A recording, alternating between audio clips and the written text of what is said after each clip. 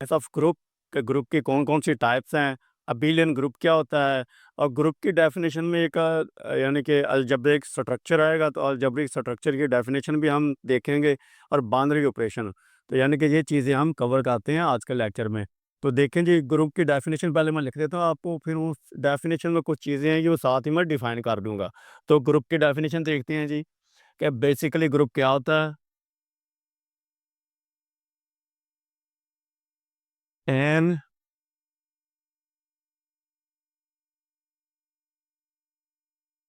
N algebraic structure, algebraic structure को G mathematically form में लिखूँ तो जी कॉमा स्टेरिक लिखता हूँ। G comma asterisk where G is a non empty set.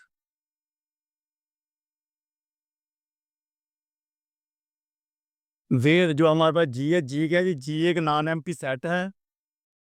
And asterisk asterisk is a binary operation.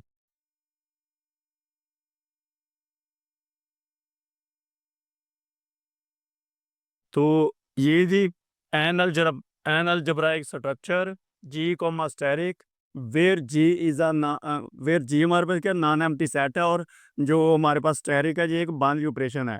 तो ये तो मैंने तो डेफिनेशन क्या होगी? An algebraic structure G comma steric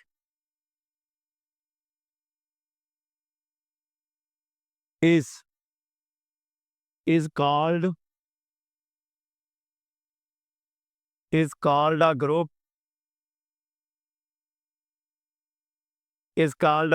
if it satisfies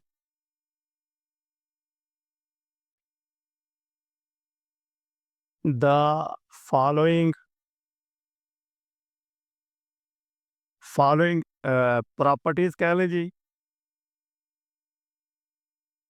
या आप इसको प्रॉपर्टीज और लॉज कह लें, आर एक्सियम्स आर एक्सियम्स। तो ग्रुप की डेफिनेशन क्या होगी जी? ये एक हमारे पास एक अलजेब्राइक स्ट्रक्चर होता है, किस तरह का? जी कॉमा स्टेरिक टाइप का, ठीक है। Where G is a non empty set and asterisk is a binary operation. इसको हम ग्रुप कहेंगे अगर तो ये कुछ प्रॉपर्टीज हैं, कुछ एक्सियम्स हैं, कुछ लॉज हैं, अगर उनको सेटिस्फाई करे तो ये जो मैंने लिखा हुआ जी कॉमा स्टेरिक ऑर्डर पेयर में ये हमारे पास एक ग्रुप होता है। तो इस डेफिनेशन में देखें, ये एक अलजेब्राइक स्ट्रक्चर आ रहा है, तो पहले मैं अलजेब्राइक स्ट्रक्चर को डिफाइन कर देता हूँ, फिर ये मैं प्रॉपर्टीज या लॉज या इनको ग्रुप्स ऑफ इनको एक्सियम्स, ये जो एक्सियम्स हैं इनको एक्सियम्स ऑफ द ग्रुप भी कहते हैं, तो ग्रुप के एक्सियम कहते हैं। तो सबसे पहले अलजेब्राइक स्ट्रक्चर आ रहा है, तो इसको मैं डिफाइन कर देता हूँ। अलजेब्राइक स्ट्रक्चर क्या होता है?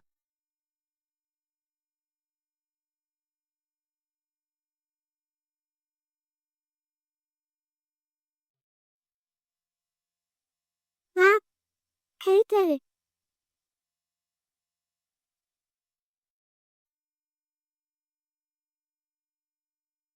अलजेब्राइक स्ट्रक्चर क्या होता है हमारे पास?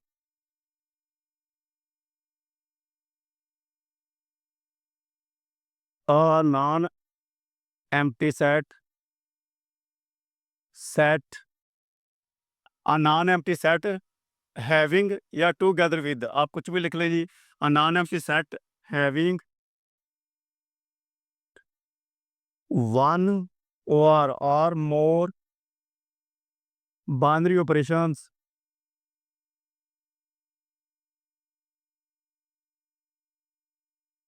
One or more binary operations is called is called a bin- is called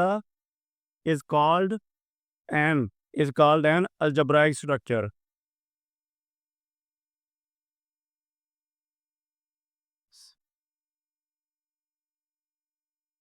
तो देखें जी, ग्रुप की डेफिनेशन में अलजेब्राइक स्ट्रक्चर जो है वो यानी कि आ रहा था, तो अलजेब्राइक स्ट्रक्चर क्या होता है, इसकी डेफिनेशन क्या होती है? ये एक नॉन एम्प्टी सेट होता है, कोई भी नॉन एम्प्टी सेट जो हमारे पास हो, और वो उसमें वो यानी कि एक या एक से ज़्यादा बाइनरी ऑपरेशंस रखता हो, तो उसको हम कहते हैं अलजेब्राइक स्ट्रक्चर। इसको अभी मैं एग्जांपल भी देके आपको समझा देता हूँ। फिलहाल सिर्फ मैं डेफिनेशंस आपको बता रहा हूँ, फिर आगे एग्जांपल्स और एग्जांपल्स के थ्रू मैं ये जो डेफिनेशंस है इनको आपको प्रूव भी कर देता हूँ।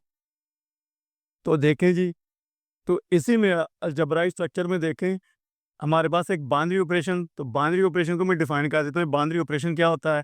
बेसिकली जो बाइनरी ऑपरेशन होता है, ये हमारे पास एक मैपिंग होती है या एक रूल होता है या एक हमारे पास लॉ होता है। तो बाइनरी ऑपरेशन भी आ रहा है जी, तो इसको भी यानी कि मैं डिफाइन कर देता हूँ। देखिए ग्रुप की डेफिनेशन में एक अलजेब्राइक स्ट्रक्चर आ रहा था, इसी एग्जांपल मैं दे देता हूँ आपको। इसी तरह आगे बाइनरी ऑपरेशन आ रहा है, तो बाइनरी ऑपरेशन यानी कि स्टैटिक बाइनरी ऑपरेशन है, तो बाइनरी ऑपरेशन क्या है, तो इसको मैं डिफाइन कर देता हूँ। तो binary operation ji,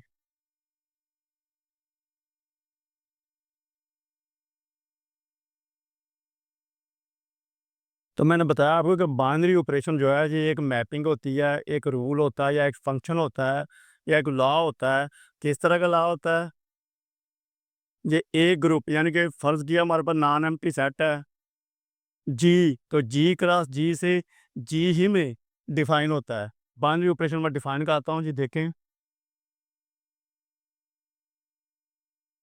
an operation. अभी स्टैरिक रखा हुआ है हमने, तो मैं स्टैरिक लिख लेता हूँ। An operation asterisk on a non empty set, non empty set, non empty set G, G है तो जी रख लेते हैं। Non empty set G is an operation asterisk on a non empty set G is called a binary operation.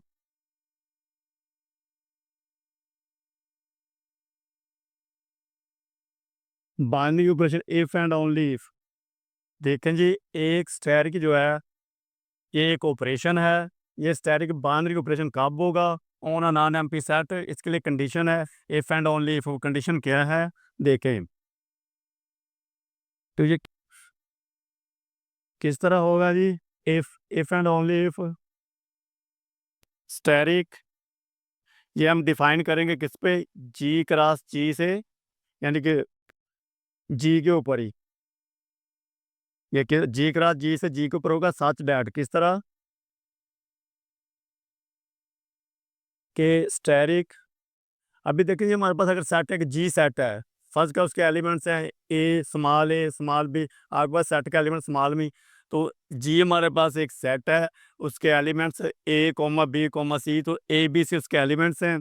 तो हमारे पास क्या होगा देखिए स्टैटिक, तो जी क्रॉस जी के एलिमेंट जो हमारे पास होंगे वो अब यानी कि आपको पता है कि आर्डर पेयर की फॉर्म में होंगे, तो यानी कि वो ए कोमा बी की फॉर्म में होंगे, ए कॉमा बी की फॉर्म में होंगे। तो स्टैरिक हमने अप्लाई कर दिया अगर, यानी कि जी क्रॉस जी के एलिमेंट, तो जी क्रॉस जी के एलिमेंट किस तरह होंगे?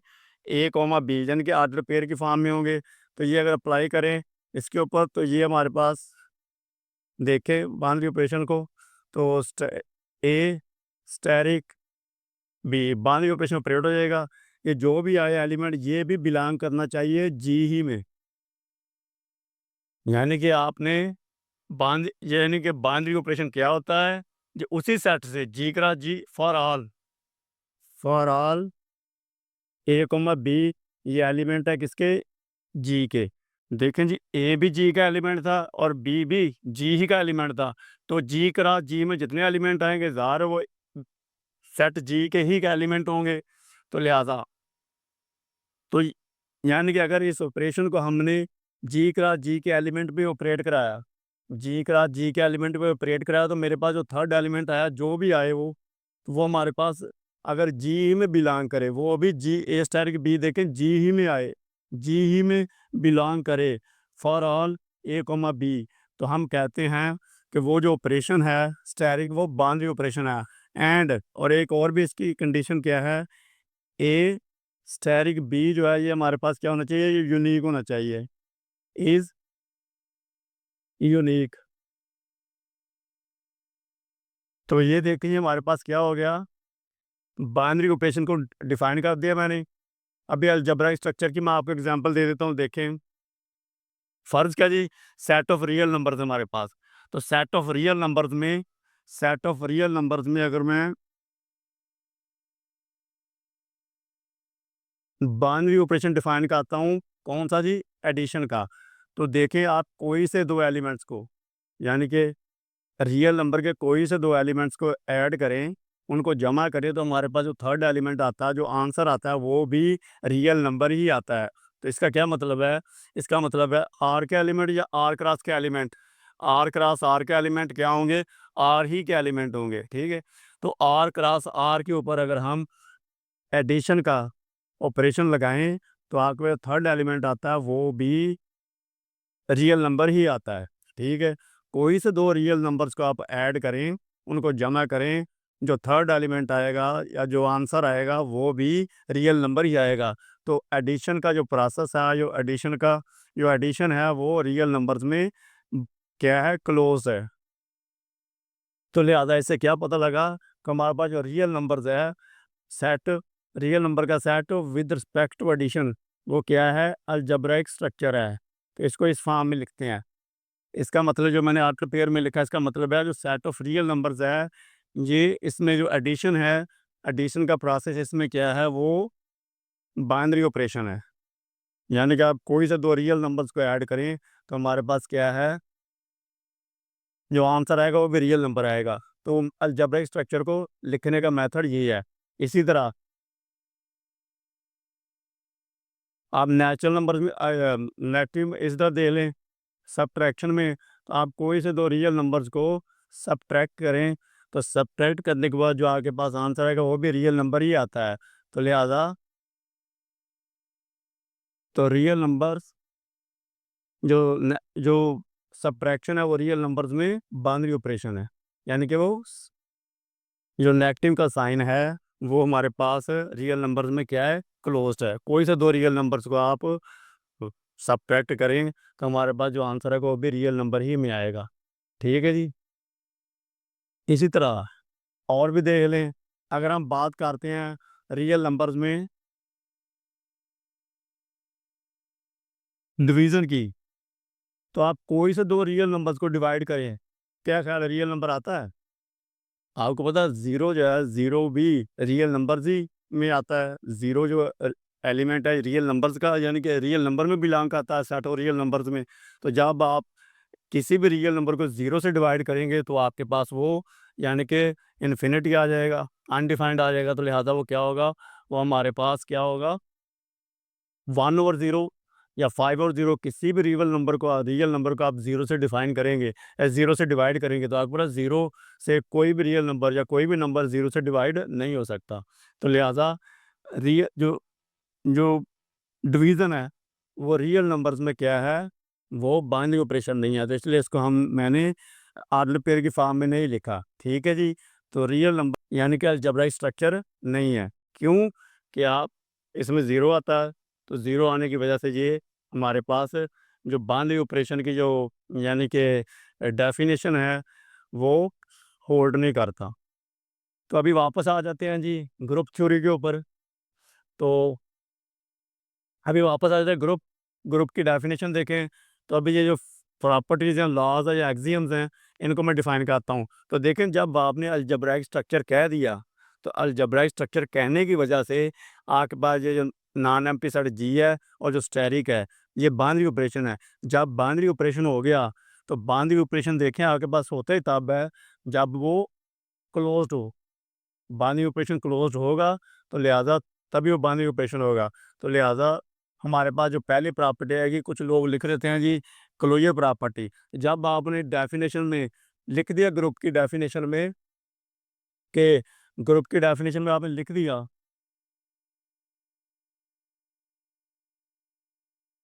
कि स्टैटिक बाइनरी ऑपरेशन है, तो बाइनरी ऑपरेशन की डेफिनेशन ही में आपके पास क्लोजर प्रॉपर्टी सेटिस्फाई कर जाती है। तो क्लोजर प्रॉपर्टी यही होती है कि आप वो जो ऑपरेशन अप्लाई करें उस सेट के दो एलिमेंट्स के ऊपर, जो थर्ड एलिमेंट आए वो भी उसी सेट का एलिमेंट है। तो यही तो क्लोजर प्रॉपर्टी होती है, यही क्लोजर लॉ होता है। तो लिहाजा आप क्या करें, तो हमारे पास जो एक्सियम्स होंगे वो क्या होंगे, चलिए मैं आपको समझाने के लिए लिख रहा है जी 1। तो पहली प्रॉपर्टी CLO क्लोजर लॉ। तो क्लोजर लॉ क्या होता है?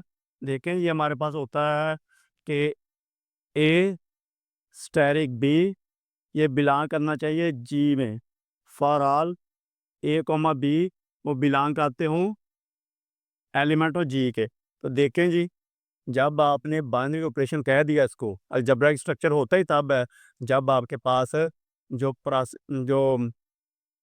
ऑपरेशन है वो बाइनरी ऑपरेशन हो। तो बाइनरी ऑपरेशन क्या होता है? वो क्लोज होगा तो बाइनरी ऑपरेशन होगा, देखेंगे। तो लिहाजा ये पहली प्रॉपर्टी ग्रुप की डेफिनेशन में लिखने की ज़रूरत नहीं है। जब अगर आप डेफिनेशन में अलजेब्राइक स्ट्रक्चर कह रहे हो या आप कह रहे हो कि आपके पास स्टेरिक जो है बाइनरी ऑपरेशन है, तो लिहाजा जो एक्सियम्स ऑफ द ग्रुप होंगे या प्रॉपर्टीज होंगी वो यहाँ से शुरू होंगी। 2 नंबर प्रॉपर्टी जो सेकंड प्रॉपर्टी हमारे पास क्या है? Associative law.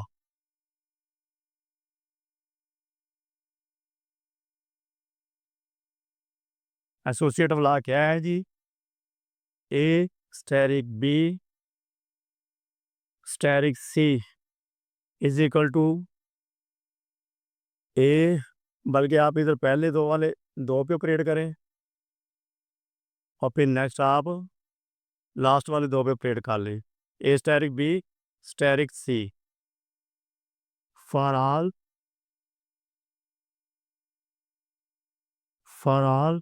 ए comma B comma C element है किसके जी? सेट ऑफ जी के। ठीक है, जी इसलिए कि हमने देखे मैंने जी ही रखा हुआ है, जी ही नॉन एम्प्टी सेट रखा हुआ है, तो सेट जी ले रहे हैं हम। ठीक है, और थर्ड प्रॉपर्टी कौन सी होती है जी? In identity law.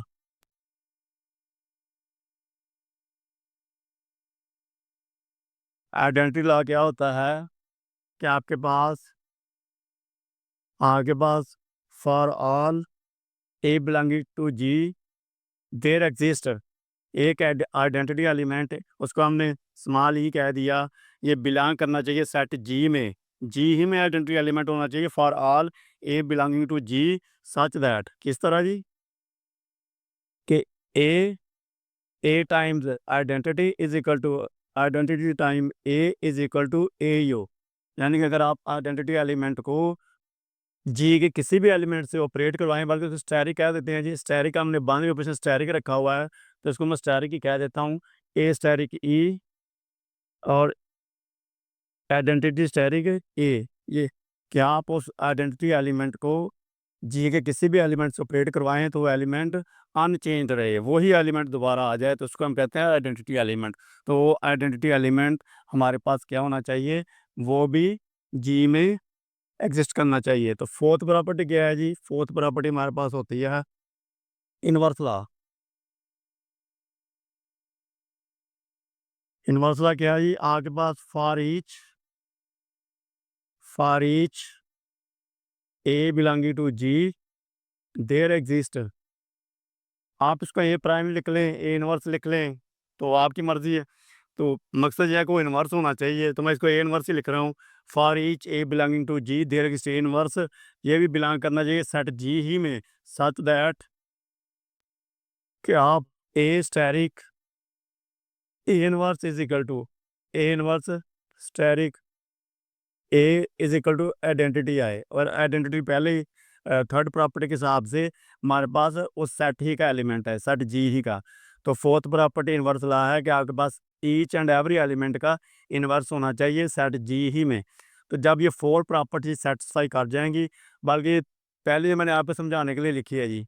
ठीक है जी, बाकी क्योंकि बाइनरी ऑपरेशन ही में क्लोजर लॉ पहली प्रॉपर्टी, तो आप यहाँ से स्टार्ट करेंगे। एसोसिएटिव लॉ एक नंबर प्रॉपर्टी होगी, सेकंड आपका आइडेंटिटी लॉ, थर्ड आपका इनवर्स लॉ हो जाएगा। ठीक है जी, अगर आप नहीं लिखते यानी कि अलजेब्राइक स्ट्रक्चर या बाइनरी ऑपरेशन, तो आप फिर आप क्लोजर लॉ भी आपको लिखना पड़ेगा। अगर आप इस तरह डिफाइन करते हैं ग्रुप को, क्या non empty set G, non empty set G with operation asterisk is called a group if it satisfies the following properties laws और एक्सियम्स।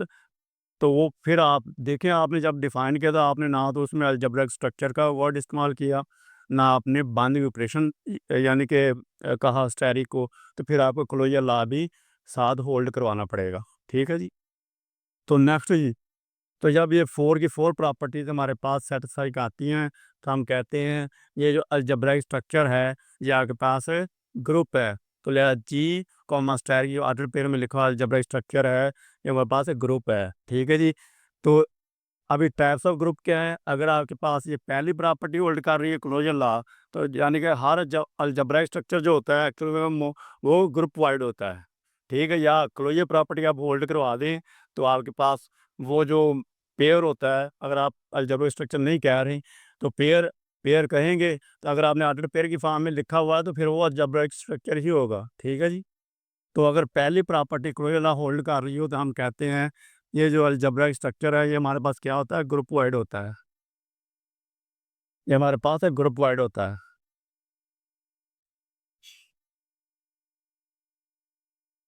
कि ये ग्रुप वाइड होगा। अगर एसोसिएटिव लॉ होल्ड कर जाए, यानी कि जो बाइनरी ऑपरेशन है, वो उसी सेट में एसोसिएटिव भी हो, जिस सेट को हमने यानी कि ग्रुप साबित करना है। अगर जो बाइनरी ऑपरेशन है, उस सेट में एसोसिएटिव भी हो, तो हम कहते हैं ये सेमी ग्रुप है जी। और इसी तरह अगर आपके पास आइडेंटिटी एलिमेंट भी हो, यानी कि हर एलिमेंट के लिए, तो आपके पास क्या होगा जी? फिर वो मोनाइड होगा। थर्ड प्रॉपर्टी होल्ड करते हैं, तो एम ओ मोनाइड होगा। ठीक है जी? और फोर्थ प्रॉपर्टी होल्ड कर देता हम उसको कहते हैं ग्रुप है। और फिफ्थ प्रॉपर्टी कम्यूटेटिव, अगर आपके पास कम्यूटेटिव प्रॉपर्टी होती है जी, कम्यूटेटिव लॉ, यानी कि इफ आपके पास A asterisk B is equal to B asterisk A. ठीक है जी? For all A comma B belong करते हो सेट ऑफ जी के एलिमेंट हो। अगर कम्यूटेटिव लॉ भी होल्ड कर जाए, हम क्या कहेंगे? ये जो ग्रुप है, ये अबिलियन ग्रुप है। ये अबिलियन ग्रुप है। जो टाइप्स ऑफ ग्रुप हो गए हमारे पास, अलजेब्राइक स्ट्रक्चर की डेफिनेशन हो गई, इसी तरह बाइनरी ऑपरेशन की डेफिनेशन हो गई। और अभी मैं आपको यानी कि एक कोई देखें सेट ले लेते हैं हम, तो इसके ऊपर डिफाइन कर लेते हैं ग्रुप को। तो देखें, अगर मैं सेट रियल नंबर ही का सेट ले लूँ, तो देखें रियल नंबर के सेट को with respect to binary operation addition लें, तो ये अलजेब्राइक स्ट्रक्चर होता है। तो देखें, जो रियल नंबर का जो सेट है, ये अलजेब्राइक स्ट्रक्चर है एडिशन के साथ से। जब ये अलजेब्राइक स्ट्रक्चर है, तो क्या ख्याल है? क्लोजर लॉ होल्ड हो गया। तो लिहाजा पहली प्रॉपर्टी होल्ड हो गई। आप कोई से 3 रियल नंबर्स लें और उनका ऑर्डर चेंज करके उनको ऐड करें। कोई से 3 रियल नंबर लें, ए, बी, सी, कोई भी रियल नंबर से उनका ऑर्डर चेंज करें। ठीक है? ऑर्डर चेंज करके उनको ऐड करें, तो आंसर आपके पास सेम आएगा, यानी कि आंसर में कुछ फ़र्क नहीं पड़ेगा। तो लिहाजा एसोसिएटिव लॉ भी होल्ड करता है, यानी कि एडिशन जो है रियल नंबर्स में एसोसिएटिव भी है। ठीक है? जो जो बाइनरी ऑपरेशन एडिशन है, ये रियल नंबर्स में एसोसिएटिव भी है। तो थर्ड आइडेंटिटी लॉ, तो देखें जी, जब भी एडिशन की बात होगी, मैंने आपको पहले भी बताया था, जब एडिशन की बात होगी, तो आपके पास क्या होगा? जो एडिटिव आइडेंटिटी होती है, वो ज़ीरो होती है। तो ज़ीरो आपको पता है इसमें रियल नंबर, एक रियल नंबर है, रियल नंबर के सेट में है, तो आपको हर रियल नंबर के लिए एडिटिव आइडेंटिटी ज़ीरो मिल जाएगा। तो लिहाजा रियल नंबर्स में आपको एडिटिव आइडेंटिटी भी मिल गई। इनवर्स लॉ, तो आपको पता है कि हर रियल नंबर का आपके पास, अगर मेरे पास कोई एक रियल नंबर 5 है, तो 5 का एडिटिव इनवर्स जो होगा वो -5 होगा, और -5 भी एक रियल नंबर ही है। तो आपको हर रियल नंबर का इनवर्स, एडिटिव इनवर्स जो है, एडिटिव इनवर्स इसलिए कह रहा हूँ कि मैं इस एडिशन के हिसाब से हम देख रहे हैं रियल नंबर को कि ग्रुप है या नहीं। तो लिहाजा एडिटिव इनवर्स आपके पास हर रियल नंबर का एडिटिव इनवर्स भी रियल नंबर ही है, रियल नंबर के सेट में आपको मिलेगा। तो लिहाजा 4 की 4 प्रॉपर्टी जो हैं, ये आपको मिलती हैं, यानी कि एडिशन का जो बाइनरी ऑपरेशन है, ये रियल नंबर्स में 4 की 4 प्रॉपर्टीज़ होल्ड करता है। तो रियल नंबर का जो सेट है, ये आपके पास ये जो अलजेब्रिक स्ट्रक्चर है विद रिस्पेक्ट टू जो रियल नंबर का सेट है, ये अंडर बाइनरी ऑपरेशन एडिशन या कोई ग्रुप है। तो आप देख लें, कोई से 2 रियल नंबर ले लें, ये 5वीं प्रॉपर्टी भी देख लें जी। कोई से 2 रियल नंबर्स ले लें और इनको ऑर्डर चेंज करके आप ऐड करेंगे, तो आंसर सेम रहेगा, आंसर चेंज नहीं होगा। तो लिहाजा तो एडिशन का जो बाइनरी ऑपरेशन है, रियल नंबर्स में कम्यूटेटिव भी है। तो आपका जो रियल नंबर का जो यानी कि सेट है, with respect to boundary operation ये अबिलियन ग्रुप है। ये क्या है जी? ये आपके पास अबिलियन ग्रुप है।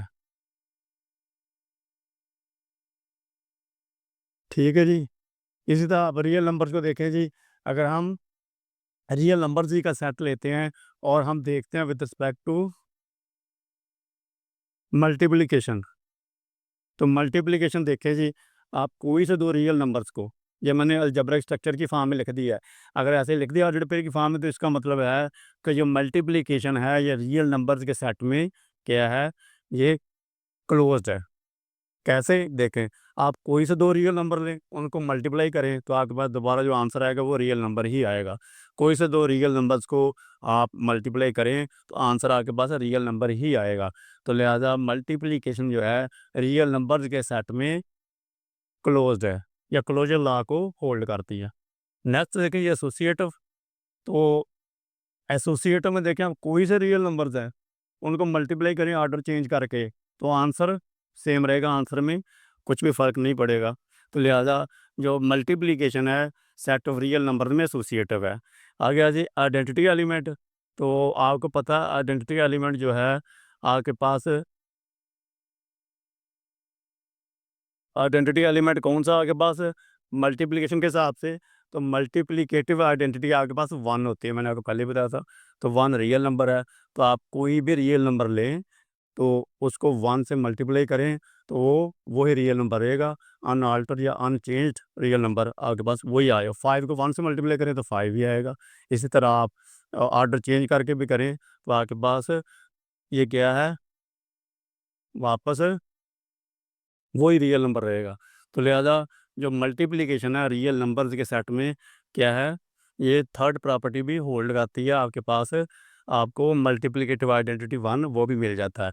फोर्थ ये इन्वर्स। तो देखें यहाँ पे ज़ीरो आपको मिलेगा, ज़ीरो रियल नंबर है, तो लिहाजा ज़ीरो आप क्या करेंगे, तो यानी कि वन का मल्टी देखें फाइव है, तो फाइव एक रियल नंबर है, फाइव जो है फाइव का मल्टीप्लिकेटिव जो इन्वर्स है वन ओवर फाइव है। ठीक है जी। तो आपको ये कैंसिल हो के आइडेंटिटी मिल जाएगी, फाइव का मल्टीप्लिकेटिव इन्वर्स मिल रहा है आपको। ठीक है। लेकिन रियल नंबर में ज़ीरो भी है, जब ज़ीरो को आप करेंगे तो ज़ीरो का वन ओवर ज़ीरो, तो ये आपका वन ओवर ज़ीरो ये जो है ना, ये आपको इस यहाँ से ज़ीरो का मल्टीप्लिकेटिव इन्वर्स नहीं मिलेगा। तो लिहाजा मल्टीप्लिकेटिव इन्वर्स नहीं मिलेगा यहाँ से, तो लिहाजा जो आपको ईच एंड एवरी एलिमेंट का जो है, यानी कि इन्वर्स नहीं मिल रहा ज़ीरो की वजह से। तो ज़ीरो का आपके पास देखें, जब आप ज़ीरो से डिवाइड करेंगे तो आपके पास क्या होगा, वो यानी कि इन्फिनिटी आ जाएगा। तो लिहाजा आप क्या हुआ, तो मल्टीप्लिकेशन के हिसाब से जो रियल नंबर का सेट है ये आपके पास ग्रुप नहीं है। ये क्या है, ये सिर्फ ये आपके पास मोनाइड है, ये सिर्फ मोनाइड ही होगा। जो आपके पास ये जो है विद ये आपके पास क्या होगा, ये तीन प्रॉपर्टीज होल्ड करता है सिर्फ, तो ये मोनाइड होगा जी। तो ये जी आज के लेक्चर में हमने कुछ चीज़ें कवर किया। नेक्स्ट इंशाल्लाह हम ग्रुप के मज़ीद कुछ थ्योरम्स हैं, कुछ क्वेश्चंस हैं, वो सॉल्व करेंगे जी।